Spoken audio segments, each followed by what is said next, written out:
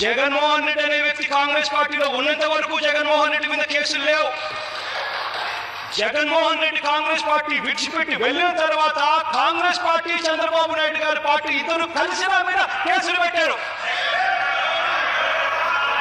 అయినా కూడా అధికారంలో ఉన్న సోనియా గాంధీతో పోరాటం చేయడానికి నేను వెనకడుగు వేయాలి. మీ మాదిరి నేను కోర్టులకు వెళ్ళి కోర్టులలో నా మీద విచారణ చేయదండి అని చెప్పి స్టే తెచ్చుకోలేదు. నేను మీ మాదిరి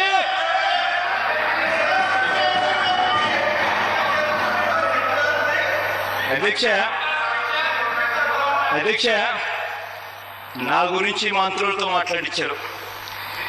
ఆశ్చర్యం ఏంటంటే ఇంతకు ముందు నరేంద్ర గారి దగ్గర నుంచి